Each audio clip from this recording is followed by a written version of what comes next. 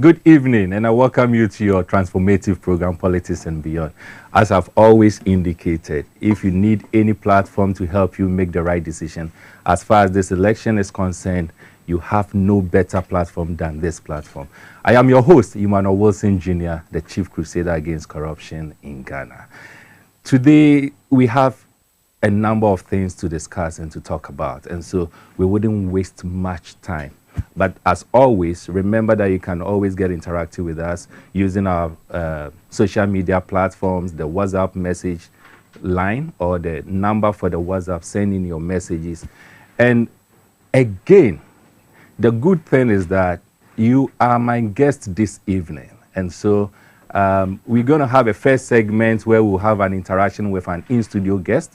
And then when we take a break and we come back, we are going to have a further conversation where at the right time, the phone lines will be activated for you to also get interactive with us. I'm going to apologize and take responsibility for what happened last week. In that, after the show, I got so many complaints from most of you saying that you sent in so many messages and we did not read them. And it is very true. It was after the show that I realized the number of messages that had come in. But I promise you that this evening, the narrative is going to be different because all messages that you are going to send in, we are going to read it to you. When the time comes for you to get interactive with us, you will also be allowed to phone in so that we can have a discussion that will inform us as to what decision we need to take for the December 7th, 2024 general elections. I have always said that governance is a serious business, and I will reiterate on this till we are done with the elections. And I'm saying it's a serious business because whatever decision you take, it's a decision that is not only affecting you and your future, but it's also a decision that is going to affect even your next generation. You go to the polls or you go to the polling station, you go through the process, maximum 15 minutes, you are done voting. But the outcome and the expectation should not be whether or not the one you voted for has won or has lost, for you to jubilate or to be sad, depending on where you find yourself. The expectation and the goal for going into vote should be whether or not the decision you are taking is a decision that's going to protect your future. That is what governance is all about. Last week, we discussed the manifesto of the NPP. This week, or today, we are going to do the same. This time, we are going to discuss the manifesto of the NDC. But even before we go into that, remember we are dealing with good governance. We are dealing with fighting corruption. One of the things we need to appreciate has to do with the gap that takes place in our, life, public life. And one major effect or gap that we have has to do with the health sector. And that is why anytime I see anyone doing anything, particularly individuals that we are not paying or giving our taxes to, are helping us bridge the gap that is found in the health sector.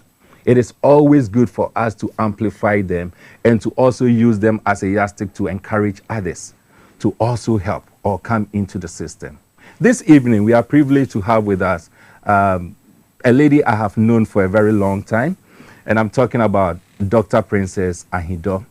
This is a lady who has spent most of her time out of this country, but in recent time decided to come down here to launch an NGO in the health sector. And not only launch it, but she also decided to engage in something that has been of benefit, significant benefit to a community in this country, Ghana. And that is why it is important for us to have a discussion with her to see and to appreciate what exactly encourage her to get into this process. And not only that, and as I indicated, to also remind us out there that yes, we need to expect more from our leaders, but wherever we find ourselves, it is also important for us to brighten the corner where we find ourselves. I welcome you once again, and I want to welcome Doctor to the platform. Doc, welcome. Thank you for having me. Well, so we are very happy to have you here, and not only just happy, but we also believe that by the end of this conversation, we are going to inspire some few others to also follow in the direction that you have taken. You did launch an NGO. that falls in the health sector. And the question is, why the health sector? Oh my goodness, where do I start from? I work in the health sector. This NGO setup was influenced both by personal, professional choices or experience, you know. I was born, bred here in Ghana. I was born at a time when doctors and nurses were on strike. That's a premium. Interesting. Yes. I've had my own experience with many diseases, malaria, you name it. And after having extensive education and serving the Western world, I have realized there's a lot of gap in healthcare in our system here in Ghana, especially what we term the underprivileged communities. Right. So what best can I do to give back than to set up this NGO, which is aimed at providing annual health screenings, education, and donations of health supplies to these underprivileged communities in a short term. And then in a long term, do them clinics to be able to give them access to healthcare, because I realize that's what is needed most in these communities. So which community did you start with? Well, I started off at Kliko in the Ketu South District. Okay. Now, the reason why I started in that community is because it falls within our target population, which is community that is severely deprived. As of 2021, the population there was about 170,000. However, there is only one community health center which is severely debilitated and underfunded. So the community is in dire need of help. Basically, this is a cry for help. And also, being familiar with the region, I have first-hand knowledge of the gap in healthcare. So I figured, why not start from there? However, it's not limited to that community alone. This is an outreach for the whole Ghana. Right. So, sorry to catch you, but I think this is your team that you went to work with, right? Yes. So they were moving from Greater Accra all the way to where? Klito? Kliko. Kliko, to go and have it there. Yes. Now, it is striking for you to mention that they have a population of about 170,000. As of 2021. 2021, so obviously, give or take, it has increased. Now, and they have one health center? One health center that is poorly deprived, like seriously deprived. That's amazing. Yes. Because if you have 170 persons or individuals, let's even say they are 170, in a community, you don't expect all of them to depend on just one health center. And not just a health center, but using your own words, a health center that is poorly managed. Yes. How did they survive? The building was underwater. Maternity wards have no beds, mattresses, pillows. Wow. It's a sad scene. Wow. Yeah, it was a sad scene. That's amazing. So, I mean, you being there, what were some of the things that took place during your stay? How long did you stay there? A day, two? We stayed there for a day. We spent the whole day screening about 400 people, participants, and we were able to screen them for various medical conditions. We were able to treat some of them and give medication to some of them. We also had some emergency situations. You know, we had a gentleman that was complained of knee pain. That was what he came in with. Right. However, upon assessment, his blood pressure was in triple digits. So he was a ticking time bomb and he didn't know it. Wow. You know, we had a child that had double infection, severely dehydrated, typhoid, malaria combination. We had a child with severe wound infections on her face that we had to put her on triple antibiotics.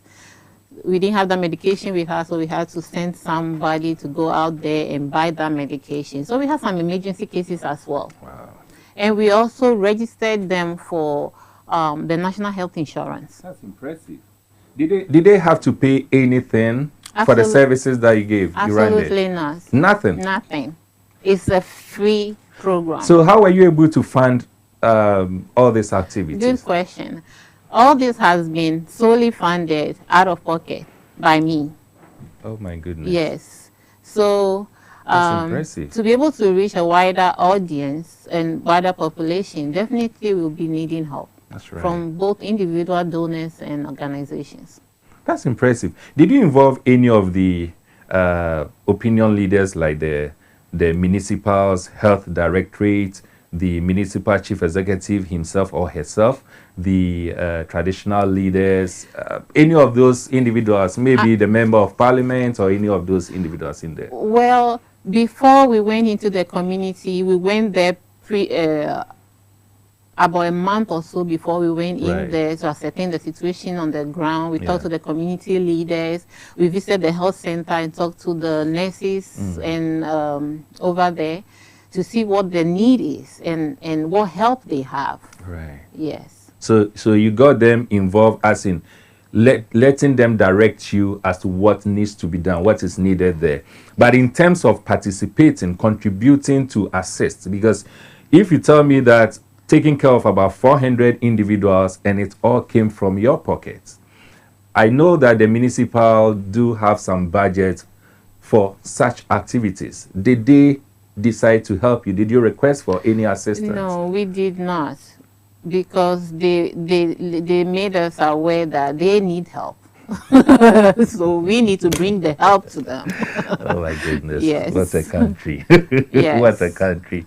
What a country. That's sad. Anyway, so that's really, I mean, by all standard, one of the best things I have seen or I have heard this Thank you. week. And I'm so impressed about it. That's why we decided that we'll have a bit of conversation about or around your activities. I want to know, maybe as we bring it to an end, I want to know what are the future plans as far as the NGO. What is the name of the NGO? Help for all. Health for all. Yes. Not just for individuals in Kleko.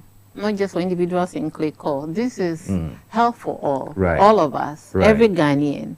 You know, Ghana is a very small country. Exactly. It is unfortunate that I even have to use the word underprivileged when it comes to our healthcare.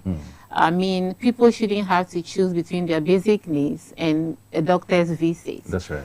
So I think collectively we can all help to bridge this gap by engaging the community in education and encouraging them to seek help, screenings and medical checkups, as well as providing them with the resources. That's right. Because people need the help. Some want to go out there and seek the help, but they just don't have the resources. So what is the next plan after the visit that you've given to them, the basic treatment that you've given to them? Do you intend going back to them, or you want to move to another community? What is the bigger plan? What do you have in mind? Even though we're going to different communities, we will definitely be following up. And then, so short-term goal is what we just did this Right. weekend, you know. Our medium term is provide them with mobile clinics so that they Great. can continue having access to the immediate health needs. And then long-term, build them a health facility That's beautiful. that can help them have access to preventative care That's right. and continuity of care. Right. Because I've had patients or participants that said they have never been to the hospital or haven't been in a very long time. Wow. Some were diagnosed, they had medications that they could only afford for 1 week, so they ran out, and it's been 2 years. And these are chronic conditions that could lead to severe complications. That's sad. It is sad. That's really It sad. is sad that, I mean, this is a cry for help. That's right. Yes. That's really sad. I know that you'll be moving out very soon, but should any community expect your visit soon? Do you have any community in mind that you want to give them a head up and say that, look, expect us, we'll be coming to you very soon? Or you want to say, Kleko, expect us, we are coming. Do you have any activity line up for the next? So unfortunately, we have so many communities that need our help. And we don't have one on paper right now, but definitely next year by this time, we should be moving on to the next deprived community. Right. Yes. Right. And we'll reach out before then. Beautiful. Yes. Now, if I give you the opportunity, okay, so these are some of the pictures in there. If I give you the opportunity to talk to Ghanaians, particularly those outside the country who have had the privilege of being exposed to certain opportunities, just like you, what will you want to tell them? So basically, what I want to tell my fellow Ghanaians in the diaspora is that we are the fortunate ones. We've been able to acquire knowledge, skills, and resources. Let's come back and give back to our people. That is what we are known for as Ghanaians. We should be each other's keepers and invest in these communities because they do need the help. And there's nothing as fulfilling as that. More fulfilling than that. That's right. Yeah. That's right. In my personal opinion, and I believe they can all agree. That's right. Yeah. That's right. Well, it is such an interesting conversation we are having, and as I keep saying, these are some of the things that leads us to ensuring that we have good governance. It is not just about, of course, the leaders. They are the individuals we are paying our taxes or giving our taxes to, and so we need to hold them accountable. But the bottom line is it cannot be done only by our leaders. Everyone must brighten his or her corner where he or she finds himself. And that is the most important thing. And that is why I am so happy, and my team here are so happy that, we followed what you did over the weekend. And we felt this is really something that needs to be, commended. And that's the reason why we decided to have this brief conversation with you on this. Clico. About 170 citizens in there, and they only have one health center. Yes. I don't think this is acceptable. No, it's not. It's not. And according to World Health Organization, our mortality rate is 64 years for men and 67 for women. In my opinion, that is not acceptable. Right. Because we have so many chronic conditions that can be prevented if only we have quality health care system. That's right. Yeah. That's right. And that's what we need. Doc, so, we want to say thank you so much for coming. And then we also want to assure you that you have a friend in this platform, on this platform. Politics and Beyond is going to partner you wherever the need arises. And we are going to make sure that what you are doing, as long as we are convinced that it is something good that's going to benefit all of us as a country, we are going to do everything possible that we can to push it. You said one thing, and probably that will be the last message I need you to respond to. You talked about taking money from your pocket. Tell the public, in a sentence or two, what help you think you need from the public. Definitely, to be able to reach a wider population and to continue with this program, we are definitely going to need help. Both monetary donations from individuals or organizations. We also want volunteers. We need volunteers throughout the country so that we'll be able to reach all the regions and bridge this gap in healthcare. So yes, definitely, please join us into making this big change. That's right. Thank you so much, Doc, for coming. Thank you for having me. So viewers, we're going to take a quick commercial break, and then when we come back, we move into the second segment, which has to do with discussing the manifesto of the NDC. And as I indicated, you are going to be the guest. But with what Doc has said, you can also communicate with us using our short WhatsApp lines. Let us have an interactive session. Let us know what you think about the health sector of this country. A community of about 170 citizens having one health center. I think this is not the best. And truthfully, I'm sure some of you will attest to it, that there are some communities in this country that have, similar population, but they don't even have a single health center. This is unacceptable. And it reiterates, or it comes back to what I keep saying, that Ghana, as we speak, as far as the coming election is concerned, this is a session where you will know that, look, whatever decision you are going to take is a decision that's going to affect your life. If you take the right decision or you make the right decision, it will affect your life and you'll be able to benefit from it. If you are not able to make the right decision, it will also affect your life. Human beings, our lives are very precious, and that is why you and I need to make the right decision. We will take a commercial break, and when we come back, are we taking a commercial break? When we come back, we will move on to the next session. Stay right by with me, and I'll be right back.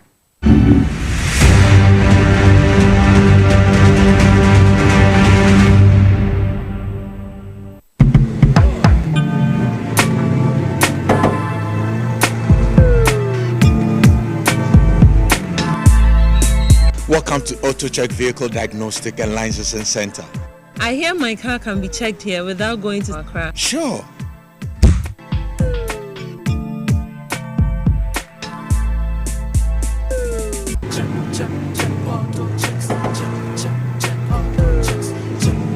Emission, check. Alignment, check. Brakes, check. Visit AutoChecks at Koforidua Aquadum Road for the roadworthiness of your vehicle, from saloon cars to heavy-duty industrial vehicles. Madam, your car is now ready for the road. Thank you so much. Auto checks, check. AutoChecks, your safety, our priority. AutoChecks.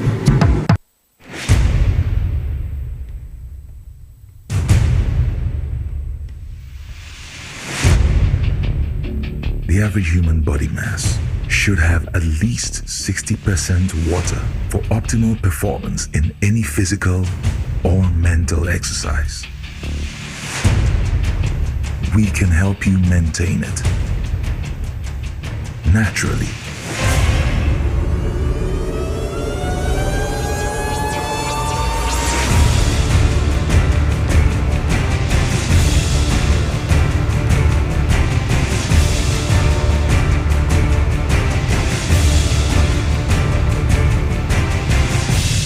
X Natural Mineral Water. Simply natural. For bulk purchase, call 0596 273 546 or 0596 273 547. This advert is FDA approved. Ifo kra na menye sika. Edia ye mefui. Ehin fa pa na menya bosia edia tre medwuma yimu. Kai kra mabre me busia ato taxi fufu. Suhum Rural Bank. Suhum Rural Bank.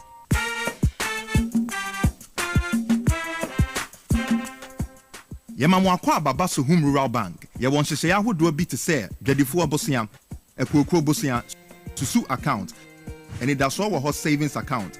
Me bada chain savings account. And then the keka ho. Suhum Rural Bank was 03422919896. Now one so what to me aka say. Suhum Rural Bank. Ama ene my car owner. Suhum Rural Bank. Enti me pa minie. Me damwase. Suhum Rural Bank, growing our heritage.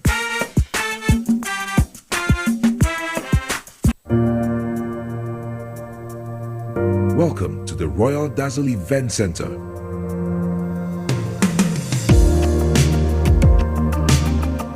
With a lush and well-maintained lawn and garden, you are assured of the best serene and comfortable atmosphere to organize all your family and social events. Live the royal moments here with friends and family. The hosting capacity of 600 to 800 people makes Royal Dazzle the most versatile of places to host weddings, parties, funerals, conferences, concerts, and many more. Create your memories with us. Call us for inquiries on 055-814-8585 or 024-620-2144 or pass by and speak to any of our friendly staff. Locate us at My John, close to Zoom Lion headquarters. Royal Dazzle Event Center, creating memories.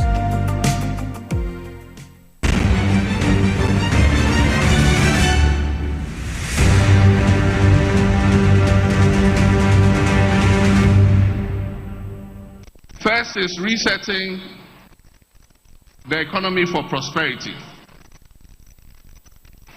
In the first 120 days in office, we will hold a national economic dialogue to draw up a 4-year fiscal consolidation plan. We would rationalize taxes, abolishing, among others, the obnoxious e-levy,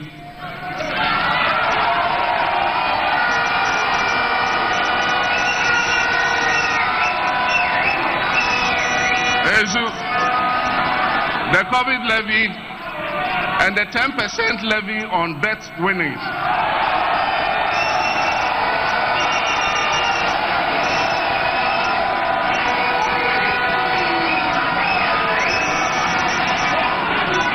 We will review import duties and levies on vehicles and equipment meant for industrial and agricultural purposes. Ladies and gentlemen, we will rationalize port fees and charges and implement emergency measures to stabilize the city and the macroeconomic environment. Ladies and gentlemen, we will use the price stabilization and recovery levy to cushion consumers of petroleum products. We will investigate the NPP's opaque gold for oil deal.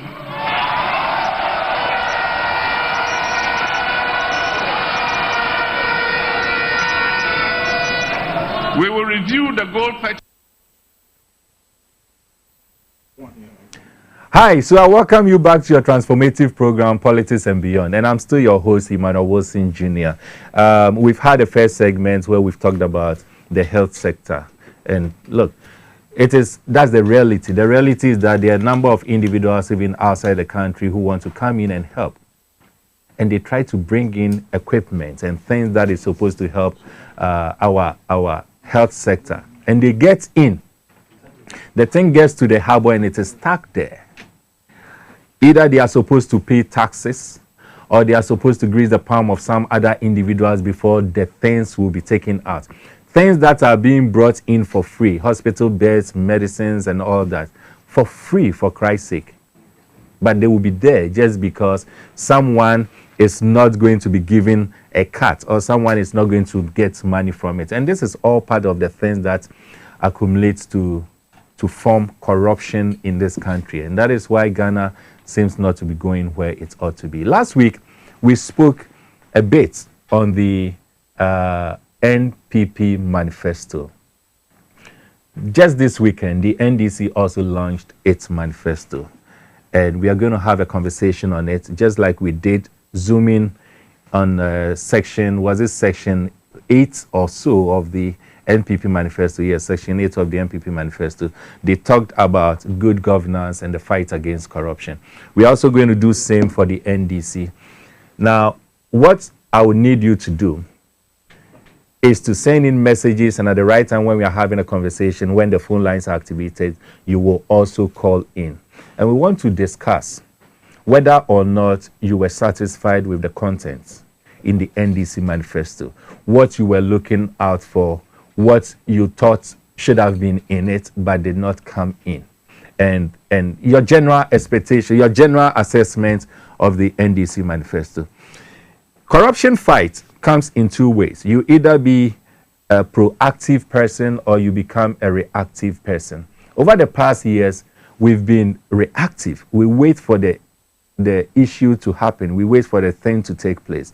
And then after, we quickly do the fire service approach and we say that, okay, let us quickly find a way of resolving it. And most of the time, corruption cases in Ghana does not go anywhere reasonable. It ends up, it's always have a deadlock, and we are not able to fight it the way we ought to fight. And that is why, to a large extent, I think that when I went through the NDC's manifesto, it has some component that is reactive and it has some component that is also proactive. So the strategy I see in the NDC manifesto in the fight against corruption is that they want to, employ the two extremes. They want to be reactive, they want to be proactive in the fight against corruption. And I think that is what we really need. So the first thing they talked about is that government procurement, they said, is recognized as a significant source of corruption and misappropriation of public funds. We will, among other measures, set up an independent value for money office to scrutinize all government procurements above a $5 million threshold, or as shall be recommended by Parliament. So the first thing they were looking at is that they are going to focus on procurement. And just like I always indicate, even the last week episode, I made mention of it, procurement is one avenue where corruption breeds so strongly in this country. And I have made a proposal that if you want to fight corruption in the procurement sector, the first thing to do is to look at the composition of the board. Look at how the appointments of board members are made. We need to find a way of taking off the political influence, and that is the only way by which procurement service or procurement authority will be able to work effectively. Now, they look at it and they say that they are going to take measures. Unfortunately, this is the abridged version. We are still waiting to get the full document. Then we'll know the measures they are talking about. But one aspect of it which got my interest has to do with setting up an independent value for money office. And the purpose is to scrutinize, they say they are going to scrutinize all government procurements above $5 million. I would have wished, and I'm happy there's a caveat that, or as shall be recommended by Parliament. And I would have wished that the 5 million is even too high. We should reduce it to about 1 million or even 500,000, because you see, it is not just the huge amounts that we lose that really matters, but also sometimes the smaller amounts that we lose, the bits and pieces that we lose without recognizing that we are losing them, they also go a long way to affect us significantly as a country. So yes, I am all for the value for money office that is going to be taken, so that we will scrutinize, transactions that are made. And I have always indicated, and I've always said it, that it is only in Ghana that someone will want to use the taxpayers' money to create a website that did not go beyond 4 years for an amount of 800,000 Ghana cedis. It makes no sense. 800,000 Ghana cedis. And I'm sure that amount of money, if you take it to Clico, you would have been able to build a health center, a decent health center to take off someone. But yes, just 4 years, that website went off. So I believe strongly if we have such an office, we'll be able to assess every transaction and whether or not the amount involved truly reflects the money that is involved. The second one says, give anti-corruption state institutions unfettered space to operate. And here it goes on to say the clearing agents' days must end on January 7th, 2025. So that is also very, very important, and that is something we need to do. So the first one that I talked about, the value for money, that is a proactive way preventing corruption from even taking place. Give anti-corruption state institutions unfettered space to operate, the independence that it also needs. It is to a large extent also a proactive way of preventing corruption, because if the anti-corruption institutions are working effectively, what it means is that it's going to create an avenue for individuals to know that, look, if I engage in any corrupt practices or practice, these anti-corruption institutions, because of their independence, they will come after us, irrespective of whether or not the corporate has a strong relationship with the president of the day or with any big man of the day, as we want to address or want to describe it. And so that is also a proactive way. The other one says, establish a governance advisory council to help improve political governance, curb corruption, and ensure respect for human rights. The council will include representatives of civil society organizations, religious leaders, traditional leaders, and ordinary Ghanaians. It will be empowered to release a State of Governance in Ghana report every year. And I think this is also something important that we need to, applaud. You see, there are some councils or there are some institutions in this country that is supposed to be independent institutions. Most of it has to do with the civil society organizations. Unfortunately, some of the civil society organizations have also messed up their hands, and so they've been tainted, and so they are not able to operate independent as they ought to. I am praying and looking forward to the Governance Advisory Council, where the composition will make the council independent as it ought to be, so that it will serve as a check, a true check on the governance process that we have in this country. And that is one thing that we need. So this is also a proactive way of fighting corruption. We shall wage an intense fight against corruption to reduce waste and save money for reinvestment in the economy. I mean, wastages, we've always talked about wastages. That one of the things, and that was one position that we held as Crusaders Against Corruption Ghana, when they were going to introduce that levy, that unnecessary levy known as the e-levy or the electronic levy. We said that what we need in this country is fiscal discipline. We don't need an introduction of new taxes. If we are able to save the wastages, the monies that goes into people's pockets, just like fetching water into a basket, if we're able to save and have fiscal discipline, just about 50% of the wastages, we are able to block them. Ghana will be a better country. And I think that is the same mindset for which this proposal in the manifesto of the NDC was made. This one says, the sword of the fight against corruption will cut both sides, or both ways, against past government officials, officials of the incumbent administration, civil and public servants, businesses, government suppliers, etc., if they violate the law. And that is one of the key things. And remember last week, I said this was what I was expecting in the MPP manifesto. Unfortunately, they did not talk about that. If you assess the MPP manifesto, as far as the fight against corruption is concerned, all that they were saying was that, look, whatever has happened, all the scandals that has happened, let it go. We don't have any measures to fight it. We are not going to fight it. Let it go. We are rather going to be proactive and now prevent future corruption from taking place. But if you look at the proposal in this manifesto, the NDC manifesto, it talks about ensuring that they are going to cut both ways. And both ways means that it doesn't really matter where you find yourself, whether you are the brother or the sister or the wife or the fiancé or whatever of the president. If you are found culpable, the law will deal with you.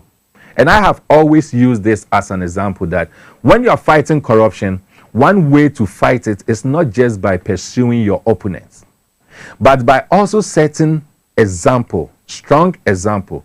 Let people around you who have been found to be corrupt face the law. And I think in recent time, there's only one that comes into mind. And that has to do with the immediate past administration, where the president of the day then was able to allow his own appointee to go through the process and was found guilty and was even jailed. And I'm making reference to Abu Gapele, who was even sentenced. And so if you do this, you communicate clearly to your people, especially your appointees, that look, you will not tolerate corruption. And so anyone found culpable, that person, the law will take off the person. I think the era of being a clearing agent, we should let it go, because that is not what we need in this country. Anyone found culpable must be allowed, or we must allow that person to face the law. Let the law take its own course. The other one, and for me, it is also very, very important in the fight against corruption. And this is also found in the NDC's manifesto. That's a measure, anti-corruption measure. It says that the fourth estate of the realm, and it's making reference to the media. The media will also be given the conducive and collaborative atmosphere to operate as the fourth power that they ought to be, without threats, harassment, and assassinations. And I need not say more on this, because we have all witnessed assassination has taken place in this country. Media persons have been killed just because they were perceived to be threats. They were exposing corruption and corrupt practices. In terms of threats, it has been, normal thing for some of us. Almost every Every 2-3 weeks, we are getting calls, we are getting messages, people threatening us and all that. And I remember, I think I've shared this with you. There was a time where I just decided that I am not comfortable to even stay outside the house beyond 8 p.m. in my own country. And it was just because of the threats that I was receiving. So many threats. And I'm not just the only person. Other individuals who are also found in the space of fighting corruption and are also a bit vocal in this country, they have received so many threats. And so if we really want to fight corruption and leaders are committed to fighting corruption, they should see the anti-corruption individuals and campaigners like myself and others, not as threats or enemies, but they should rather see us as partners. And so if you have a manifesto that reassures or says that measures are going to be put in place to ensure that individuals that are in this space will be protected, I think it is also something laudable that we need to look at. It goes further to say drastically reduce the size of government by appointing not more than 60 ministers. That is more of good governance. Going to launch an Operation Recover All Loot to investigate, prosecute, and recover proceeds of corruption. And this is the reactionist part. And I am very, very, very happy with this. Because I will not just accept that all the scandals that we have experienced as a country over this past 8 years, we will allow them to go scot-free. Individuals involved will be allowed to go scot-free. No, we need a conscious effort to recover all the loots. Look at the state's lands that are being sold. Our gas lands that are going. People are taking them. Look at Trade Fair. Go to 37 where we used to have the DVLA. Just by the police barracks that was there. I mean, go to some of the prime areas and you see what is happening over there. And so if we have a manifesto that reassures us that we are going to have or launch what we call Operation Recover All Loot, I think it is a step in the right direction in the fight against corruption. The other one is to initiate legislation prohibiting political appointees, politically exposed persons, and all serving public officials from purchasing state assets. And that is also important. Anybody who has the opportunity to lead us, be it president, minister, member of parliament, MC, DC, you can just name them. You are a custodian of our properties. It is not for you to be selling them. Selling them to yourselves and among yourselves. Your family members, no, that is not it. And so if you have a manifesto that consciously says that they are going to initiate legislation that will prohibit political appointees, politically exposed persons, and all serving public officials from purchasing state assets, I think it is also something laudable that we should all be considering and be looking at. Because this is, for me, one way by which we can curb or fight corruption. And this is a proactive way of fighting corruption. The last but one, conduct a forensic audit and an inquiry into the $5 million National Cathedral scandal and seek broad consensus on what should happen to the abandoned pits. That's so sad. That is really so sad. And I you know, you spend this amount of money, 58 million, sorry, not 5 million, but $58 million to dig a hole, a pit, in the name of building a cathedral. Only God knows what has happened to that amount of money. But because obviously you cannot convince me that $58 million is an amount of money that we use or can be used to have to build that pit. You know, that's it. Then the very last one, launch inquiries into the numerous scandals that have rocked the nation under the corrupt Akufo-Addo Bawumia, and I think it ties in with the very first one that I mentioned. So these are the contents that were found in the NDC manifesto as far as the fight against corruption is concerned. Very soon, I'm going to activate the phone lines for you to engage, and let's have a conversation on the NDC manifesto as far as the fight against corruption, good governance is concerned. But as I promise you, I'm going to make sure that I read as many messages as possible today and keep the phone line active to have as many of you to call in so that we can have a really interactive session. This one says, their failure in every sector of the economy as a result of their dishonesty, corruption, lawlessness, arrogance, cluelessness, and recklessness, among others, are unprecedented in the history of this our dear country. They should never be voted for to come anywhere near governance again in this country. And this is Asanko from Santa Maria. So, good evening, Mr. Wilson. Thanks for updating. I am old man from Karaga, Northern Region. We also need your help. Our hospital is lacking of medical doctors. Okay, so this is a message to our initial guest, that is Princess Dr. Ahido. I'm sure at the right time they will visit you. They will visit you in your community. Ghanaian youth lost hope and future with this MPP criminalism government. We must kick them out come December 7th. My name is Obed Nampo Ponabi. I come from Pru West District of the Bono East region. Ghana is in a big trouble, but I'm okay with Mohammed's manifesto. Okay, so the phone lines are activated now. The numbers to call in, okay, so I'm told, even before I mention the numbers, they are on your screen, but I'm told there's a caller on the line. So, caller, you are welcome to Politics and Beyond. Yeah, thank you very much. My name is Rashid Bawa, calling from Shayo Sudoku District. Rashid Bawa. Calling from Shayo Sudoku Dodowa. Please go ahead.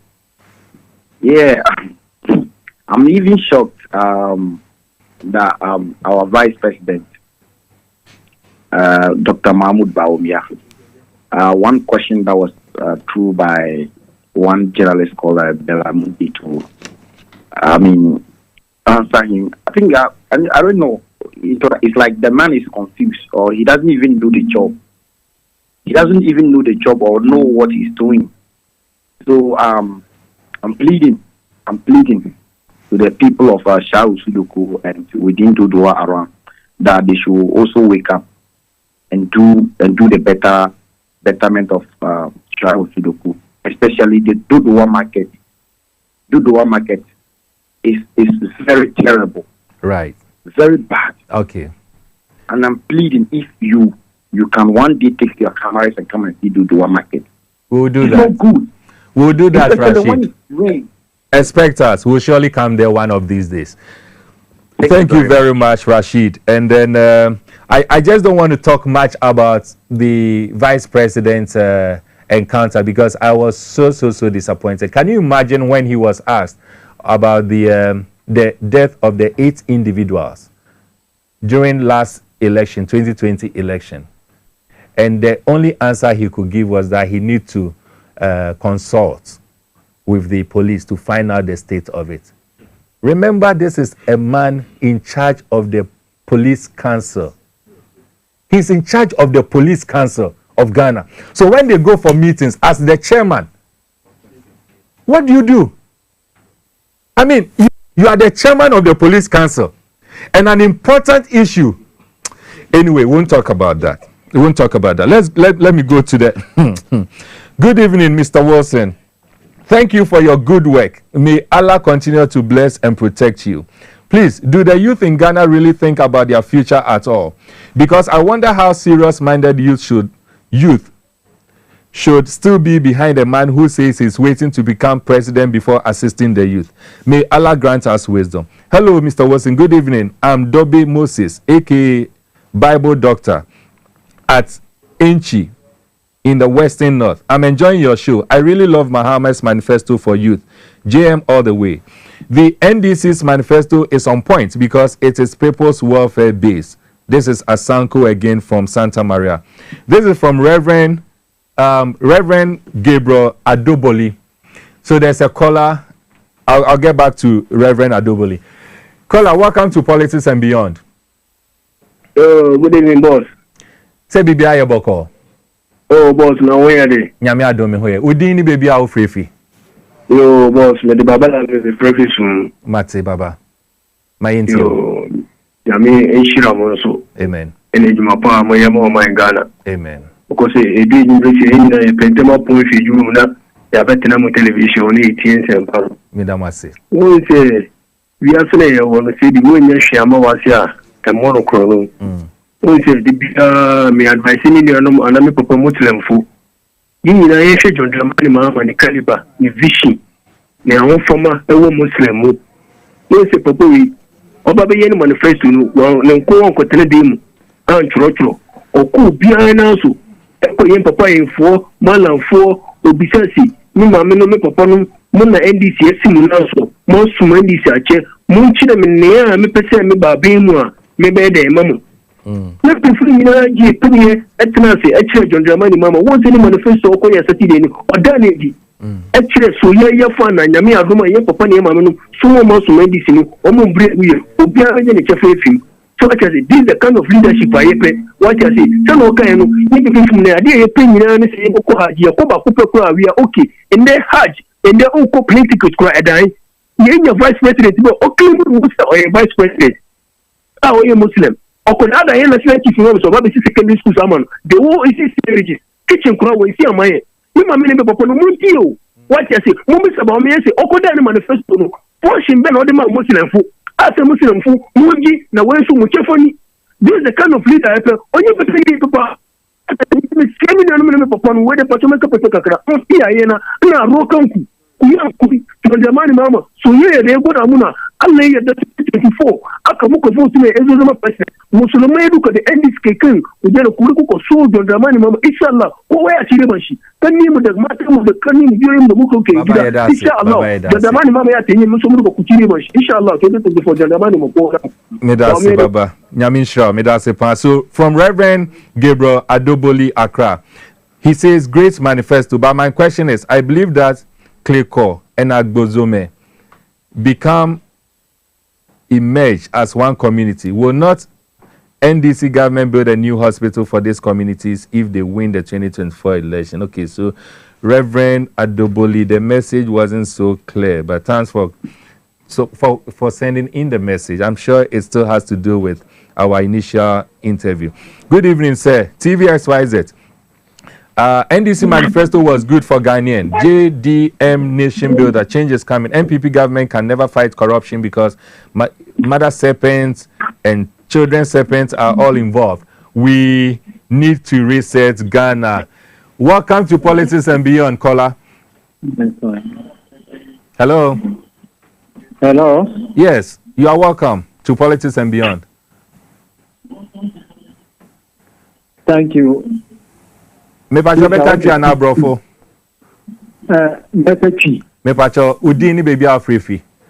Me pacho fremi isako me kasafi kumati pechina na one zongo. Okay, me pacho bone tough amayen. Why? Nkrofo pi wo line so. Me pacho anytime here you John Dramani Mahama any other mami. Me pacho omojo so go straight to the point. Why, Mr. O? Anytime zongo yeni aji edifa manifesto na okay, you know. Osha young Krimofo. Straight to the point. And it said, had you want some what kind any secondary school, Eba, Ediama, Islamic. Zongo Yenina in Yaji. One day, what you know, what the account which you say would be Zongo for her. Then see your Danasi. Now the ethos was young, what I said, criminal. In the manifesto, one policy, what we was in the Ako. And she has said, one day, Crimoni and Tessa. Okay. It's some brown chirase. Nita was the Nicolas, so a Crimoni, Tanaki, a chance of way of India. Now, what Tanaki Mrakra, astro 4. 20 years, Daniel, to say, the man Muhammad, your policy now would be a 2 acquire. When go for na inshallah ya better anything and now. Now when my idea SIA nika. Omo a mo call pension no. Ni e di mo kasa e. Obi say One watching the pension pay kakra wakota pradia. Obey 24 hour. When starting anapa, the boss sadina, obey no time their money per fufro, no sabo, Juma Diachi, obey the salary. Thank you so much. Medase. So this one says, sir, please, good evening. I think number that's depending on Clinical Health Center is more than what doctor has just said. But kudos to her. I am Andrews Alipui Andy from K2 South Agbozome. So it means that we are even more than 170. That's what you are trying to say. And they depend on this health center, the one health center. It's not acceptable. Honestly, this is not acceptable. Good evening, sir. You know the MPP government is myopic. Where they could not even see beyond 3 years, as seen in NAPCO. They are only looking for ways to loot and share. NDC is the savior now. Ghana, arise. I'm Fifi Asimfosu. Good evening, Mr. Watson. Please, only JDM and the NDC government will rescue Ghana. See the way our flag bearer has delivered a manifesto at last week, Saturday. It tells you that we have a good leader. JDM all the way. This is Bright from Brekum, BA. Did I hear you saying corruption monies around 5 million and above are going to be investigated? Please let Mahama know, even if it is 20 cities. Mr. Host, my greetings. Listening to our Vice President during his engagement with the press, I have concluded that he is not a presidential material at all. He is too playful. How can he say that if he should implement some of his proposals now, there will be nothing, no work for him to do if elected to the office as president? Anyway, this is Kwekuti from Accra. I am human. Human Iscariot from Pokwase. I visit Kwewu area today and I'm so sorry for my people over there. Our road network, the one motorable in Kwewu is the one constructed by John Mahama. That is from Nkoko to Mpraeso. All the road network from Mpraeso to Obome, Obo to Chenidurase, again from Mpraeso. Okay, and it goes and it goes and it goes on. You didn't add your, okay, you say you are human Iscariot. Good evening, Mr. Wilson. MPP manifesto is about encouraging the corporate to involve in more corruptions and also giving us a sign of threat and insecure lifestyle we may experience when we vote them as Ghanaians. MPP manifesto indicates how secure the criminal are because nothing talks about them. NDC is all the way and the Mahama will be our next president. Andy from Insawam. Prince Achal from Kumasi. The MPP only trusted manifesto is the Ejapadier book. And the messages keep coming in. But unfortunately, our time is getting, very close. So we need to find a way of starting to wrap up. But this one says, good evening, Master Wilson. I'm watching you live from Somanya, and thanks be to God for making General Sedu arrive in safely for us. I'm Kwejo Dope, inside Somanya. I enjoyed this manifesto than anything else last week. May the good Lord help all of us till 7th December and push this horrible administration to their own pits. They dug, as cathedral. Okay. The youth, we are ready for JDM and NDC parliamentary candidates. This one says the vice president has no message for Ghanaians. They only know how to loot and steal our resources. Anyway, so these are the messages that are coming in, and then I'll surely have to pause at a point, but I'll see if I can add one or two before I finally leave. Now, you remember that we spoke about going deep into the NDC and the MPP manifesto and also the Movement for Change manifesto. That is Alan Chermantin's manifesto. And the reason why I have limited this platform to these three manifestos are just because I feel and I believe, this is my discretion, but I believe strongly that as far as the general election 2024 December 7th is concerned, it is these three political parties or structures that seems to be giving us something serious to talk about. And so we have officially invited spokespersons from the NDC, spokespersons from the MPP, and then that of the Movement for Change, for us to take sectors by sector what they have for us as far as their manifesto and their plan is concerned. I'm saying plan because that is what the Alan Chairman's movement says. They don't believe in the manifesto, they believe in a plan. And so, fortunately, the NDC has responded by giving us a list of individuals who are officially going to speak when it comes to the various sectors. I have communicated with the MPP national chairman. I've communicated with the communications director of the NPP. The chairman responded to me and told me that he has instructed the communication director to furnish me with the list of individuals who are supposed to be their official mouthpiece when it comes to the various sectors. I am yet to receive that list from them. From next week, we are going to take sector by sector to discuss into details what their manifesto says. So if it is health, we bring them the official spokespersons, and then we'll have a conversation. The general election is a serious thing, as I keep saying. And so I'm hoping and believing that between now and next week, the NPP Movement for Change, they will furnish us with those information and those names, just as the NDC has done to us. Any of these individual parties that respect this platform, we will go with the person or we'll go with that party. So next week, we will start with the various sectors. And I believe strongly we are going to have a very educative program from next week. The other thing that we must also be aware of, or we must know or note, is that next week, Monday, Crusaders Against Corruption Ghana is going to have a very, very interesting program. And on your screen, you will see that we are presenting a one-day conference. And the conference, the theme for the conference is the Scarface of Corruption in Ghana. I mean, you can never be to any function where you have these individuals, all of them put under the same roof. You can never have it anywhere. It is only Crusaders Against Corruption Ghana that will be able to bring you these individuals. Let's come and have an interactive moment. So we have Dr. Nyahu Tamaklo, who is speaking.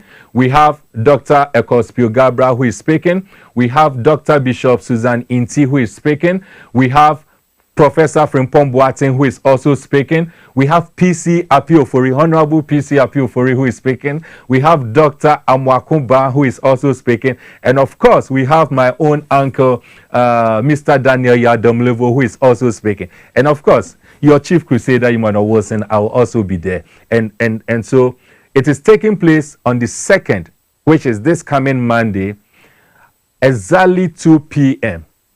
at the NAT Hall. That is the Ghana National Association of Teachers Hall, or we call it Teachers Hall. That is where we are having this conference. One-day conference. We are going to have a conversation. We are going to also look at some videos and some pictures, exhibition. It is all going to inform you on the scarface of corruption in Ghana. How corruption has affected your life and my life over this past period. How corruption is continuing to affect our lives as a country. I invite each and every one of you to come to this program. It is for the public and it is free of charge. It is one of the ways by which we are preparing our minds to make sure that we make an informed decision as far as 7th December is concerned. And so this program is there, and have it in your diary. Don't just miss it. Don't miss it for anything. The date is the 2nd of September, and the time is 2 p.m. The venue is the NAT Hall. Come and let's discuss the scarface of corruption in this country. Maybe one or two last messages that I'll read, and then I'll wrap up today's program. This one says, good evening, Mr. Wilson. Okay, so I think I've gone through this one. The Vice President has no message to Ghanaians. They only know how to loot and steal our resources. Dr. Baumia is not fit to be a leader. If not, how can Ghanaians upgrade a mess? Yesterday, I was shocked when he ran away from simple questions. Questions that even a class 1 people can answer without finding difficulties. He's falling into his own traps. Ejuma Penning JDM all the way. This is Kweku Romeo from Togo, all the way from Togo. Kweku, thanks for doing the watching. This one says, thanks, my favorite TV station ever and my favorite show, Politics and Beyond. Yesterday we were told that we're going to upgrade this country. That was yesterday by the MPP flag bearer. And then the day before, which was the Saturday, the NDC flag bearer said that he wants to reset this country. I think where we are, upgrade. What are we upgrading? The corruption? I mean, what are we upgrading? The fact that in Kliko we have only one health center? Is that what we want to? So what is the meaning of the upgrade? Where we have a country full of nepotism? Is that what we want to upgrade? Because upgrade means improving. And so if I have 2 and you tell me let's upgrade it, it means you want us to go 4, 5, 6, whatever. And so if corruption is going on, and for the past 3 years consistently we've been ranked 43, 43, 43, what are we upgrading? The fundamentals are very weak in this country. And the only thing we need in this country is to do a reset. And that is the most important thing. We don't need an upgrade. We need a reset. And that is an absolute fact. Well, all too soon, this is where time will allow us. The number of messages that have come in and I'm not able to read, please forgive me. But I believe strongly that to a very large extent, we have been able to engage you as I promised earlier on. I want to thank Dr. Princess for making time to join us this evening. I want to thank you, my viewer, for also making time to join us in this evening. This coming Wednesday, this show is going to be repeated on this same platform, TV XYZ, at exactly 11 a.m. I want you to make time and watch it again. Those that could not make time, prompt your friends and family, loved ones to also make time to tune in. As we prepare for next week, Monday, 2 o'clock, I want to see each and every one of you at the NAT Hall or the Teachers Hall, 2 o'clock. And then in the evening, we'll all congregate again here where we'll continue with your favorite transformative program, Politics and Beyond. Till we meet again next week, I am still your host, Emmanuel Wilson Jr., the Chief Crusader Against Corruption in Ghana. And all I can say for now is good night.